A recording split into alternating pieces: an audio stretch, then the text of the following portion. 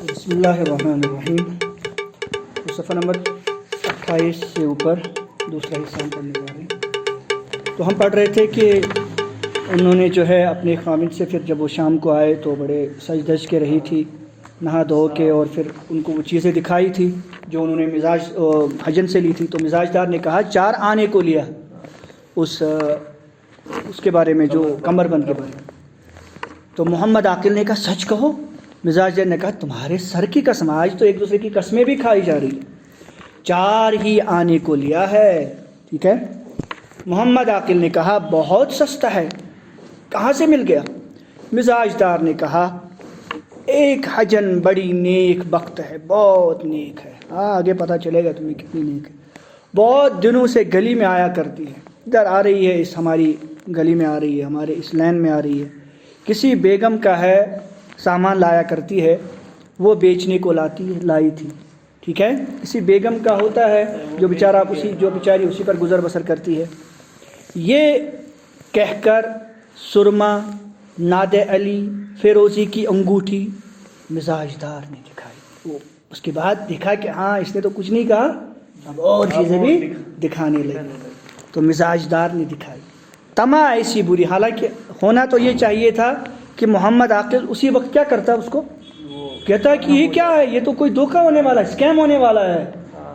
بڑے دیکھو، لیکن آج بھی دیکھیں لوگ اسکیم میں پھنس رہے ہیں، دھوکے میں آ رہے ہیں. تو مزاج دار نے دکھائی طمع ایسی بری چیز ہے، یہ لالچ، طمع توئی میم آن، طمع ایسی بری چیز ہے، ایسی خطرناک لالچ ایک ایسی بری چیز ہے کہ بڑا سیانہ آدمی بھی دھوکہ کھا جاتا ہے. بڑا ہوشیار، سیانہ ہوشیار، بہت عقل مند انسان بھی کیا کھا جاتا ہے؟ دھوکہ کھا جاتا ہے، دھوکے میں آ جاتا ہے.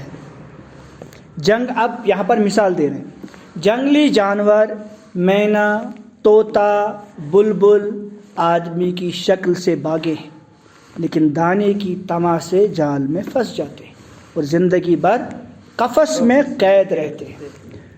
بالکل جیسے جنگلی جانور جو ہوتا ہے، مینا، طوطا وغیرہ، بلبل، وہ آدمی کی شکل سے تو دور بھاگ جاتے ہیں، لیکن جب دانہ دیکھتے ہیں تو ان کو وہ دانہ ڈالتا ہے تو دانے کی طمع میں آ جاتا ہے اور پھر وہ پھنس جاتے ہیں جال میں. تو دانے کی طمع سے جال میں پھنس جاتے ہیں، دانے کی لالچ میں جال میں پھنس جاتے ہیں، اور پھر زندگی بھر کس میں رہتے ہیں؟ قفس میں رہتے ہیں، قید میں رہتے ہیں، پنجرے میں رہتے ہیں. قفس سے مراد قید خانہ، پنجرہ. اسی طرح محمد عاقل اپنا فائدہ دیکھ کر خوش ہوا. اپنا فائدہ دیکھا اس نے، چلو بیوی کے ذریعے سے فائدہ مل رہا ہے، سستے میں چیزیں آ رہی. اور جب مزاج دار نے کہا کہ وہ حجن بیگم کا تمام اسباب جو بکنے کو نکلے گا میرے پاس لانے کا وعدہ کر گئی ہے، اور یہ بھی کہا کہ اس نے آپ کہا ہے جو بھی کچھ آئے گا اس بیگم کا بیچاری کا وہ میرے پاس لائے گی پہلی، اس نے مجھے وعدہ کیا ہے. تو محمد عاقل نے کہا ضرور، ہاں لینا چاہیے، دیکھنا چاہیے. ہاں لیکن ایسا نہ ہو کہ چوری کا مال، لیکن کہیں ایسا نہ ہو کہ پھر چوری کا مال ہے ہم پھنس جائیں، کہیں پیچھے کو خرابی ہو. اور حجن، ہاں حجن کوئی ٹھگنی نہ ہو، پھر کہیں خدا نخواستہ ایسا نہ ہو کہ کوئی ٹھگنے والی نہ ہو. مزاج نے خدا کرو، کیا کرتے ہو؟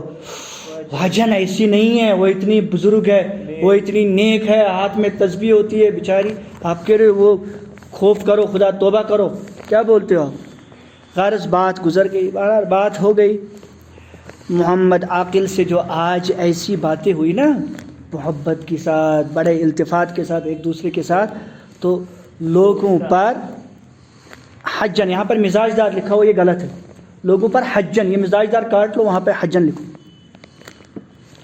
لوگوں پر حجن کا اعتقاد جم گیا. تو لوگوں کے اوپر کیا ہو گیا؟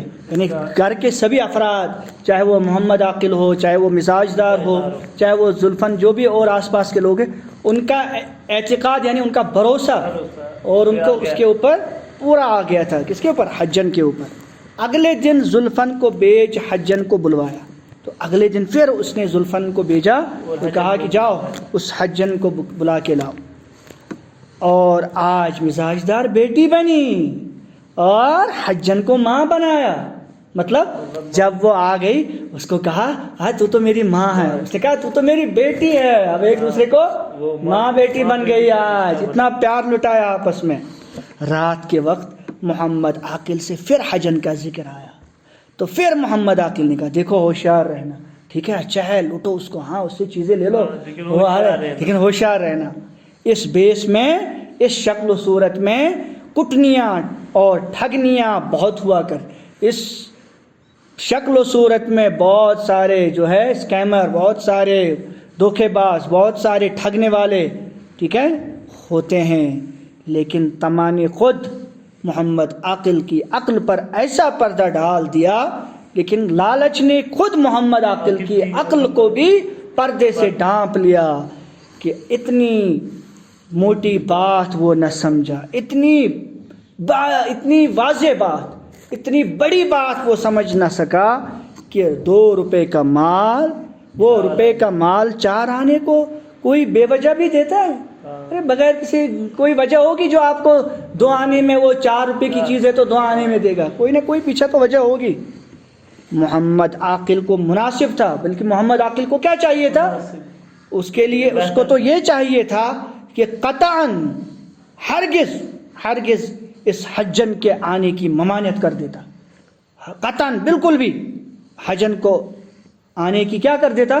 روک دیتا، ممانعت کر دیتا، رکاوٹ، روک لگا دیتا، نہیں اس کو مت آنے دینا گھر میں، نہیں اس کے ساتھ نہیں ملنا ہے، روک لگا دینا، اور سب چیزیں اس کی پھروا دیتا، اور ساری چیزیں واپس کروا دیتا، نہیں ہمیں نہیں چاہیے، پتہ نہیں کیا ہے یہ سب۔ اور مزاج دار کو اتنی عقل کہاں تھی کہ اس کو سمجھتی، اور ادھر سے مزاج دار اس کی تو بیوقوف تھے ہی، ٹھیک ہے، اس کو کہاں سے اتنی سمجھ تھی۔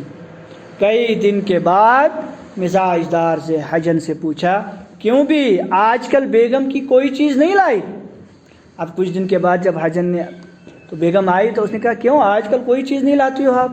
اس بیگم کی کوئی چیز نہیں بکرانے والے تھے۔ حجن نے جان لیا کہ اس کو اچھی چاٹ لگی، اس کو اچھا چسکا لگ چکا ہے چیزوں کا، سستی چیزوں کا لینے کا۔ کہا تمہارے ڈب کی کوئی چیز نکلے گی تو لاؤں گی، تمہارے کام کی، ڈب یہاں مراد ہے تمہارے کام کی، تمہارے لائق کوئی چیز ہوگی، تمہارے کام کی کوئی چیز ضرور لاؤں گی۔ میں نے کہا ہے نا یار تمہیں تو بیٹی ہے، کیا ہوا؟ 2-4 دن کے بعد جھوٹے موتیوں کی ایک جوڑی لائی، موتیوں کا، یہ موتی ہے، ڈائمنڈ ہے، جھوٹا، ٹھیک ہے، ایک جوڑی لائی اور کہا لو بھی خود بیگم کے نت کے موتی، اور یہ ان کے کانوں کے خود کے نت، یہ جو ہوتے ہیں نا، یہ جو لٹک رہا ہوتا ہے، ان کے خود کے بیگم کے ہیں۔ نہیں معلوم 1000 کی جوڑی ہے یا 500 کی، اور مجھے نہیں پتہ ہے 1000 کی جوڑی ہے یا 500 کی، مجھے نہیں پتہ ہے 500 کی ہے کہ 1000 کی ہے۔ پنامل جوہری کی دکان پر میں نے دکھائی تھی، پنامل جو ہے نا، پنامل جوہری یعنی سونار، پنامل اس کا نام ہے، جوہری کہتے ہیں سونار کو، جو جولری والا جوہری جولری والا کہہ رہا تھا نا، اس نے دیکھا تو لٹو ہو گیا تھا، ارے اس پہ فریفتہ ہو گیا تھا، کہہ رہا تھا مجھے دے دو، اور 200 روپے مجھے دے دیے تھے، 200 روپے میرے پلے باندھ دیتا تھا، اور مجھے 200 روپے میرے جیب میں ڈال دیے تھے کہ نہیں مجھے دے دو 200 روپے میں۔ بیگم سے 50 روپے میں لائی ہوں، میں نے صرف 50 روپے کا لایا ہے بیگم سے، میں نے صرف 50 روپے کا لایا ہے، تم لے لو پھر ایسا مال نہ ملے گا۔ مزاج دار نے کہا 50 روپے نقد تو میرے پاس نہیں ہے، میرے پاس 50 روپے اس وقت نہیں ہے۔ حجن نے کہا کیا ہوا بیٹی، پہنچیاں بیچ کر لے لو۔ ارے کیا یہ کڑے جو ہے نا تمہارے اس میں ہاتھ میں، ان کو بیچو نا، پھر کہاں ایسی چیز ملنے والی، ان کو بیچو اور یہ لے لو 50 روپے میں۔ نہیں تم جانو، اگر ٹھیک ہے پھر تم جانو، اگر تم نہیں لیتے ہو پھر تم جانو، پھر موقع ضائع کرو گی۔ آج یہ موتی بک جائیں گے کیونکہ آج تو مجھے یہ بیچنے کیونکہ مجھے تو بیگم کو پیسے دینے ہیں۔ حجن نے اس ڈب سے کہا، تو حجن نے اس بیوقوف، ڈب سے مراد اس بیوقوف سے کہا کہ مزاج دار فوراً زیور کا صندوقچہ اٹھا لائی، اور جیسے اس نے کہا اتنا کہنا ہی تھا، اس نے فوراً اپنے زیورات کا صندوقچہ ہی اٹھا لایا، ڈبہ ہی اٹھا لایا جس میں اپنے زیورات تھے، اور حجن کو پہنچیا، ٹھیک ہے، یہاں پہنچیاں ہیں، یہاں پہ نہیں لکھا ہوا ہے، وہ اپنے کڑے نکال کر حوالے کر دی، تو اس نے وہ اپنے وہ کڑے اس کو حوالے کر دی۔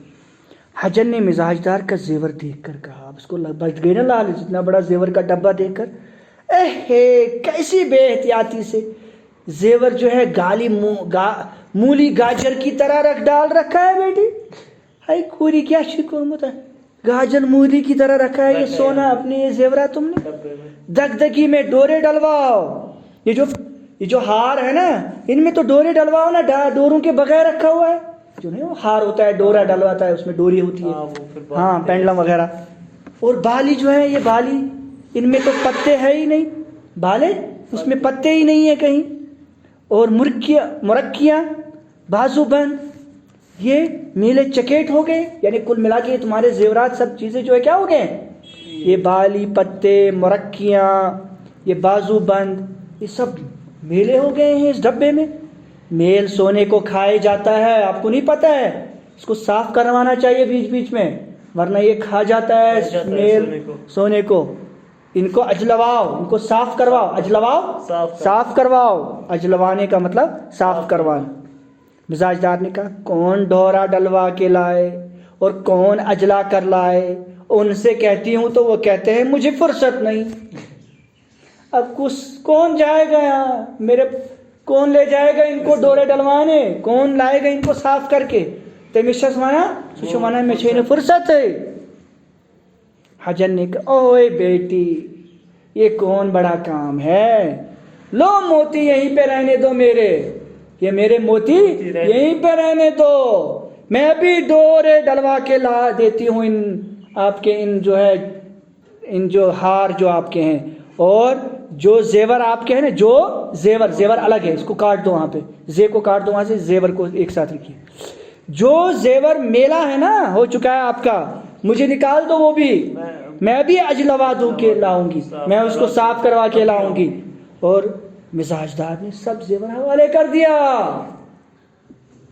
حجر نے کہا زلفن کو بھی ساتھ کر دو میرے، کہیں اس کو شک نہ ہو جائے، یہ نوکرانی ہے نا بائی، کام والی بائی، اس کو میرے ساتھ کر دو، وہ سنار کے پاس بیٹھی رہے گی تب تک میں پٹوے سے ڈورے ڈلوا کے لاؤں گی ان ہار وغیرہ میں۔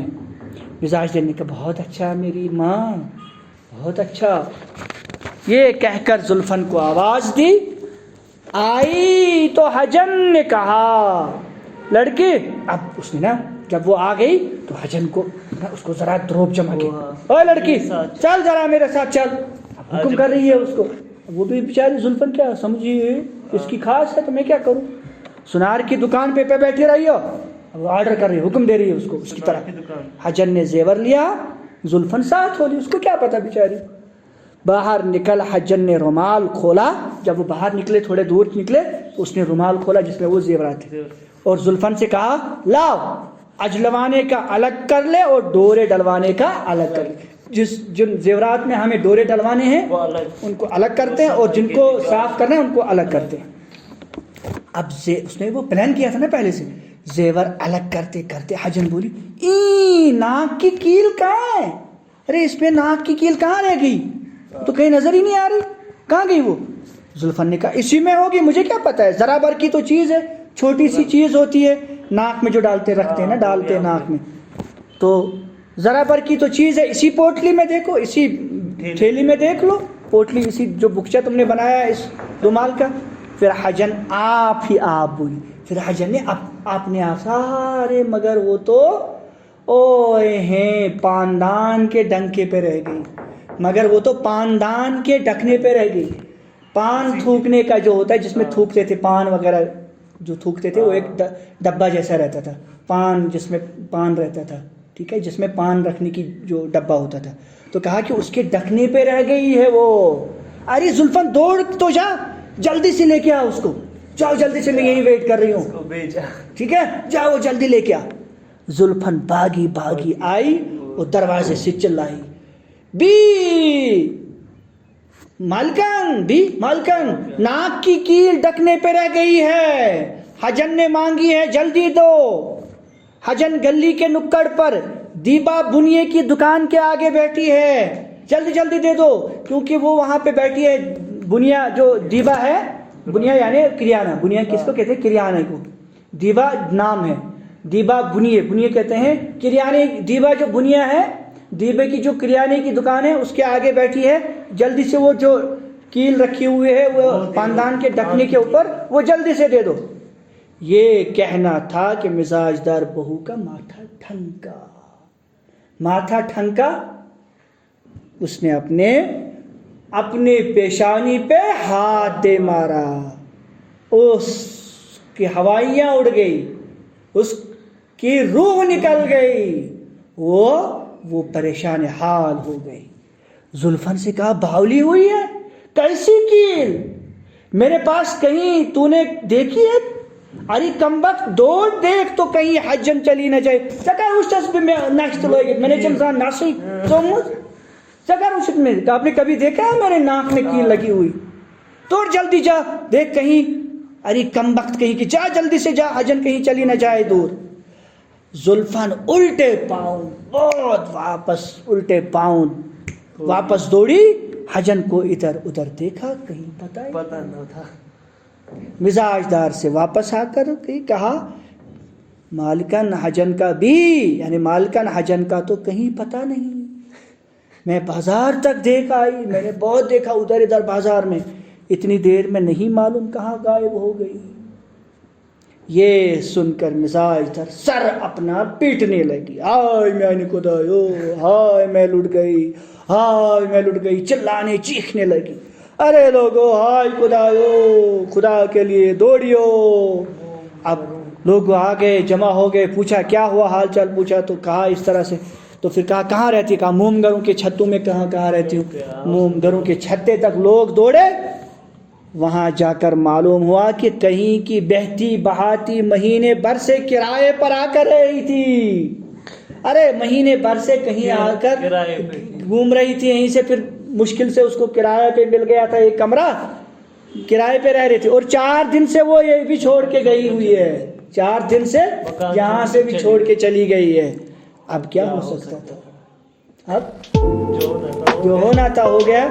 جب چوٹیاں چگ گئی کھیت تو اب کیا پچھتانا.